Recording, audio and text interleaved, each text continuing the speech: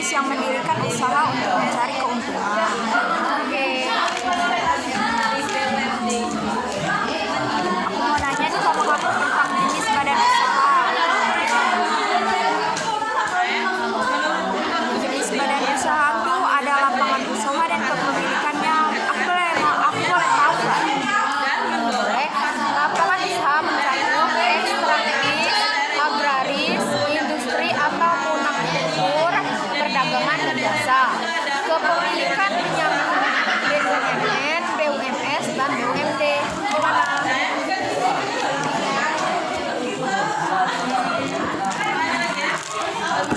Sebenarnya nih, apa pekerjaan BUMN menurut kamu? Aku BUMN itu yang seluruh atau sebagian besar modalnya dimiliki oleh negara melalui penyertaan secara langsung yang berasal dari kekayaan negara yang dipisahkan.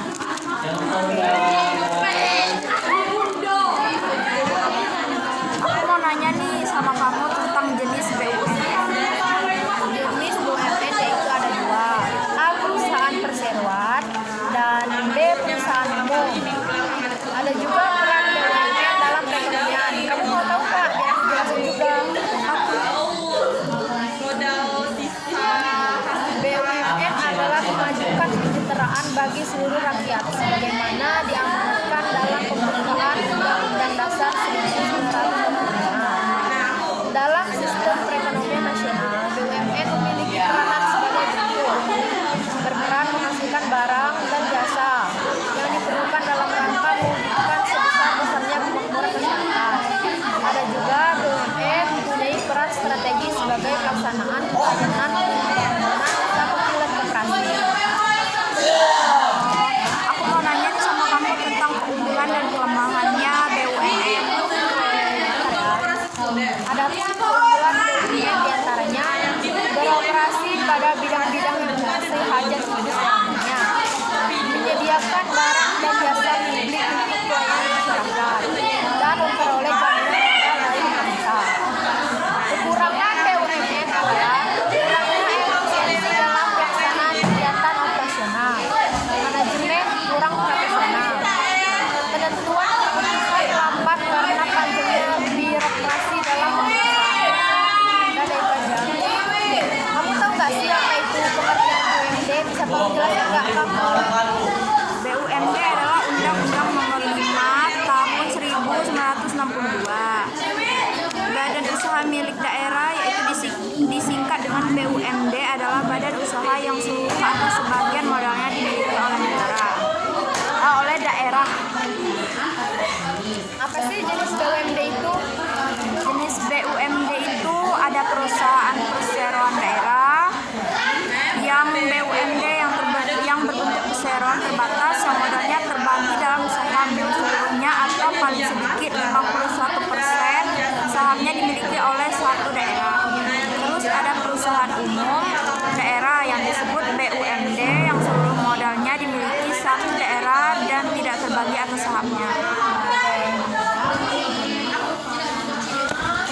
Mau jelasin peran BUMD ini dengan kamu dalam perekonomian. Bisa tolong dengerin ya. A. Sumber pendapatan daerah. B. Penyediaan barang dan atau jasa bagi kebutuhan masyarakat. C. Membuka lapangan pekerjaan bagi daerah tersebut. Adapun keunggulan dan kelemahan BUMD. Hei, salam ya sebentar aku. Ah, nggak berani. Kita langsung ke pengertian BUMN saja ya. Maaf. Bisa tolong jelasin nggak pengertian BUMN sekarang? Oh, boleh. Badan usaha milik swasta itu badan usaha yang seluruh modalnya dimiliki oleh pihak swasta. Tujuan utamanya adalah mencari keuntungan pribadi bagi dirinya. Tetapi keberadaan BUMS memberikan dampak yang baik bagi perekonomian karena BUMS memberikan pajak bagi negara. Aku mau nanya dong jenis BUMN sama kamu. Jenisnya aja ya, nggak usah pengertiannya. Jenis BUMS itu ada perusahaan perseorangan, terus ada firma atau SA, ada persekutuan komanditer atau SIPI, ada perseroan terbatas atau PT.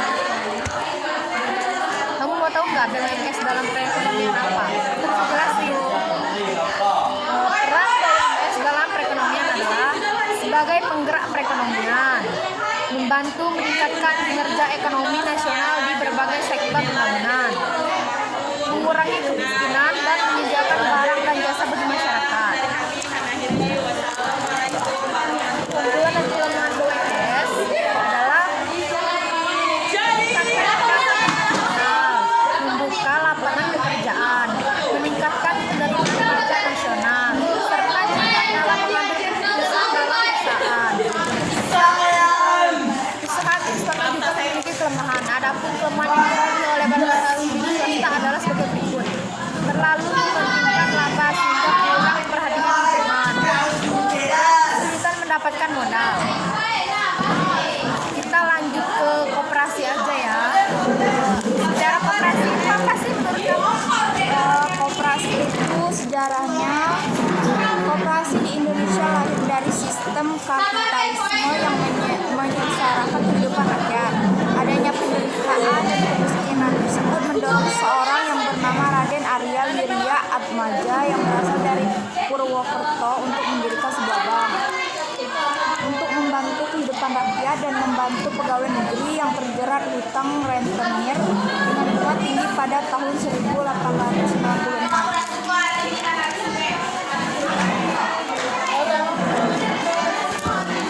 Adapun pengertian koperasi, aku bakalan jelasin ke teman aku. Koperasi berasal dari kata kooperation. Ko yang artinya berasal dari operation, dan operation artinya adalah usaha atau bidang. Pengertian lain tentang koperasi dikemukakan oleh Muhammad Hatta sebagai Bapak Koperasi Indonesia. Beliau menyebutkan bahwa koperasi didirikan sebagai persekutuan kaum lemah untuk membela keperluan hidupnya. Kamu bisa jelasin nggak landasan dan asas koperasi itu apa aja? Sebutkan aja, nggak usah dijelaskan. Landasan dan asas koperasi itu ada landasan ideal, landasan struktural, landasan operasional. Apa sih prinsip-prinsip koperasi itu? Prinsip-prinsipnya itu ada keanggotaan bersifat sukarela dan terbuka, pengelolaan dilakukan secara demokrasi, pembagian SHU dilakukan secara adil sesuai dengan besarnya jasa usaha masing-masing anggota, dan pemberian balas jasa yang terbatas modal dan kemandirian. Aku mau nanya nih sama kamu, jenis koperasi disebutin aja. Jenis koperasi berdasarkan bentuknya ada dua, yaitu koperasi primer dan koperasi sekunder. Dan berdasarkan lapangan usaha yaitu ada tiga: koperasi simpan pinjam, koperasi konsumsi, dan koperasi produsen. Adapun perangkat organisasi koperasi yaitu